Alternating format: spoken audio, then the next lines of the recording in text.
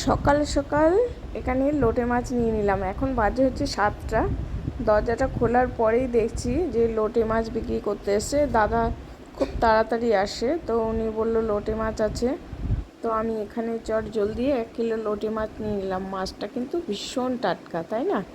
দেখে কিন্তু দেখুন, দেখেই বোঝা যাচ্ছে বেশ বড় সাইজের মাছটা।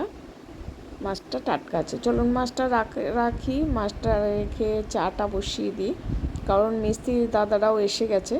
তো এই যে আমি এখানে চা বসিয়ে দিয়েছি। মিস্ত্রিরা 7:30টার মধ্যে এসে যায়। ওনারা একটু সকাল করেই আসে আর ওই 3টের মধ্যে চলে যায়। তো চাটা বসিয়ে দিয়ে এখানে যেটুকু অবশিষ্ট দুধ ছিল ওইটুকু আমি জাল দিয়ে রেখে দিলাম। চলুন এবার চাটা দিই। আর একটু পাউরুটি আর একটু মিষ্টি এনেছি, তো ওনাদেরকে সেটা দিয়ে দেবো। আর এটা হচ্ছে আমার একটা ওপরে 3 তলার ওপরে এটা একটা টয়লেট করব।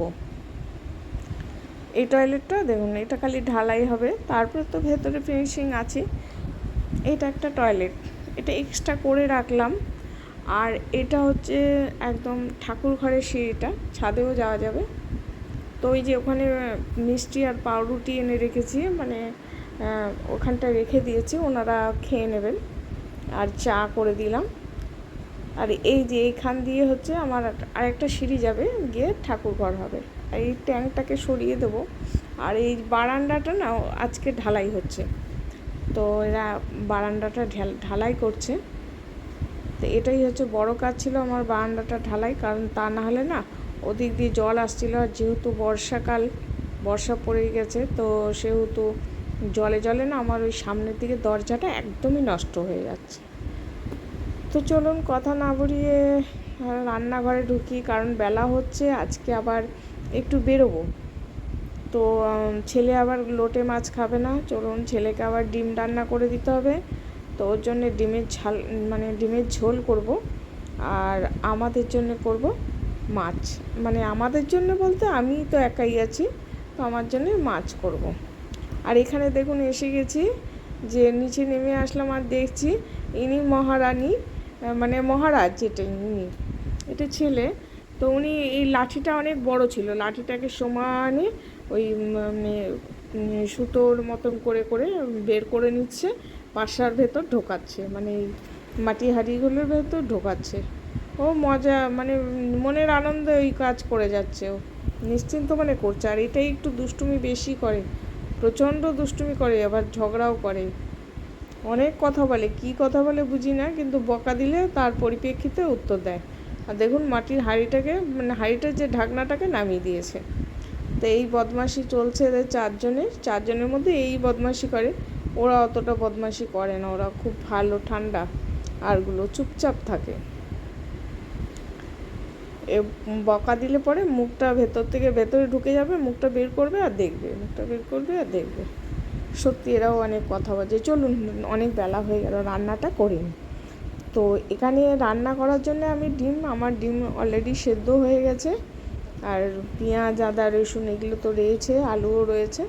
তো ছেলের জন্য ডিমের ঝোল, আর ওই আমার জন্যে লোটে মাছ করব। আর লোটে মাছ থেকে কয়েকটা ভাজা করে দেবো ছেলেকে। এই খাওয়া দাওয়া সেরে এবার গঙ্গায় চলে যাব।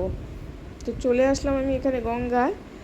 আর এখন কৃষ্ণাদি আমার যে মানে হোম হয়েছিল, তো এই হোমের বালি ঠালি যা যা ছিল সব এখানে জলে দিতে এসেছি। তীরকাঠি, হোমের বালি, গঙ্গা মাটি যা যা লাগতো আর কি, সব কিছু জলে দেওয়া হয়ে গেল।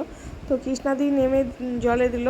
আমরা এসেছিলাম যে গঙ্গার জল নিতে, কিন্তু ভাটা পড়ে গেছে, সেহেতু আর জল নেওয়া হয়নি ভাটাটার জন্যে। যে অনেকটাই চড়া পড়ে গেছে, দেখুন মনে হচ্ছে যেন হেঁটে হেঁটে পার হয়ে যাওয়া যাবে, এতটাই সরু হচ্ছে এখন। মানে গঙ্গাটা সরু লাগছে, কারণ যেহেতু ভাটা রয়েছে। তো এখন একটু গঙ্গার পাড়ে এদিক ওদিক একটু ঘুরবো। ঘুরে এই যে একটা শিব মন্দির আছে এখানটায় অনেক মানুষ বসে আছে। খুব সুন্দর জায়গাটা, দারুণ লাগছে। এসব জায়গায় একা একা চুপচাপ বসে থাকতে না বেশ লাগে। তো চলুন এখন ওই দিদির বাড়ি, বোনের বাড়ি যাব, দিদির বোনের বাড়ি যাব। এই যে দিদির বোন ছাদে দাঁড়িয়ে আছে, আর ওদের ছাদ থেকে কিন্তু গঙ্গাটা একদম দেখা যাচ্ছে, দেখুন গঙ্গাটা দেখাই যাচ্ছে, পাশেই গঙ্গা। বেশ ভালো লাগে আমার এরকম জায়গাগুলো না, দুর্দান্ত লাগে। ছাদ থেকে বেশ অনেক কিছু ভাবা যায় আকাশের দিকে তাকিয়ে।